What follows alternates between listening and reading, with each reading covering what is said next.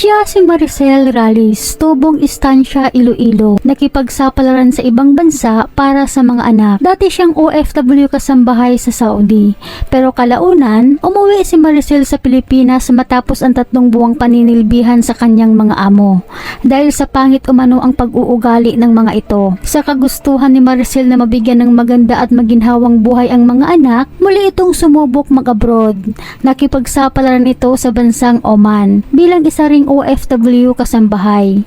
Ngunit sa kasamaan palad, napunta ito sa mga among walang puso. Ito ang punot dulo kung bakit namatay si kabayan, na ikinagulat ng pamilya ang balita na kanilang natanggap. Ayon kasi sa post ng mga kaanak, nitong March 2024, umalis umano si Maricel pa Oman. Sa loob ng 1 buwang paninilbihan, nakakaranas na di umano ito ng pananakit mula sa kamay ng kanyang mga amo. Nakapagsumbong rin umano ito na masama umano ang ugali ng kanyang mga amo sa Oman. Sinusuntok umano siya ng amo niyang lalaki kahit na bababaw lang ang dahilan, at hindi umano siya pinapakain ng maayos. Kung bibigyan man siya ng pagkain, para umanong pagkain ng pusa at hindi rin umano ito sinasahuran. Ayon pa sa pamilya, nitong May 5, 2024, nagtaka na lang umano sila dahil hindi na nila makontak si Maricel at hindi na umano ito nag-o-online. Kaya kinabahan na umano ang ina ni Maricel. Nag-alala ito ng gusto sa kanyang anak. May 6, 2024, sinubukan muli ng ina na i-chat ang kanyang anak. Ngunit di pa rin daw ito nagre-reply. May 8, 2024, nakatanggap umano sila ng tawag. Sinabi sa kanila na patay na di umano si Maricel at ang dahilan daw ay nag-run away ito kaya nabundol. Ito anya daw ang salaysay ng mga amo ni Maricel sa agency. Ngunit ang pamilya ay hindi naniniwala sa impormasyon na binitawan ng mga amo ni Maricel. Dahil na rin siguro sa pagmamalupit ng mga ito dito sa ating kabayan, kaya hindi mawala sa kanila ang magduda na baka gawa-gawa lang o may foul play na nangyari dito sa pagkamatay ng ating kabayan. Dagdagan pa na nalaman nila na May 5, 2024 pa pala namatay itong ating kabayan. 3 araw muna ang nakalipas bago sinabi sa kanila ang nangyari. Kaya mas lalo silang nagduda at nagtatanong ngayon kung bakit ganito ang ginawa sa kanilang kaanak. Sa post ng mga kaanak ni Maricel, ani sa kanila, napaka-imposible. Paano mangyayari yung kung walang dahilan? Hindi kami ipinanganak kahapon para paniwalain nyo sa ganong kasinungalingan. Halata naman na gawa-gawa na lang dahil ayaw nyo managot. Ano yung naging dahilan kung bakit siya nag-run away? Ang dami nagsasabi na ang lahat ng street sa Oman may CCTV. Yung mga sasakyan may dashcam at yung speed limit ay hanggang 80 lang. Ni kahit picture nga, walang maipakita ang agency sa pamilya. May 5 pa namatay yung pinsan namin. Pero bakit May 8 lang sa amin sinabi? Kung hindi pa siya hinanap ng pamilya niya sa agency, hindi malaman na gano'n na pala nangyari. May 5 namatay pinsan namin. 3 days pa namin bago nalaman. Sa loob ng 3 araw na yon, ang daming pwedeng mangyari. Pwedeng binayaran na yung dapat bayaran para pagtakpan ang nangyari sa pinsan namin at nang hindi mapanagot yung tunay na may sala. Malay ba namin kung sinaktan ulit siya ng amo niya, kaya tumakas. Sa takot na maabutan ay nagpanik na siya, kaya nasagasaan. Malay ba namin kung may foul play na naganap, lalo na 3 araw pa namin bago nalaman na patay na pala. Hindi mangyari ito kung naging maayos ang trato ng naging amo sa kanya. Wala sanang run away na magaganap. Hindi nyo maaalis sa amin mga kaanak na magduda sa nangyari.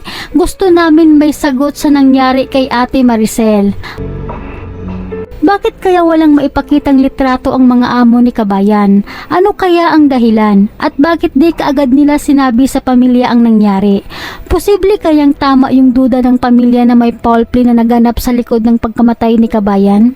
Dahil kung wala, bakit tila parang tinatago nila? Di kaya totoo ang duda ng pamilya na may nangyaring pagtatakip sa katotohanan? Kaya labis ngayon ang panawagan ng pamilya sa kinataas-taasan sa Pilipinas, kina Senator Raffy Tulfo at OWA Administrator Arnel Ignacio, na tulungan sana silang makamit ang hustisya at mapanagot ang may sala, at tulungan na silang may uwi sa Pilipinas ang labi ng kanilang kaanak na si Maricel Solis Rallis na ating kababayan.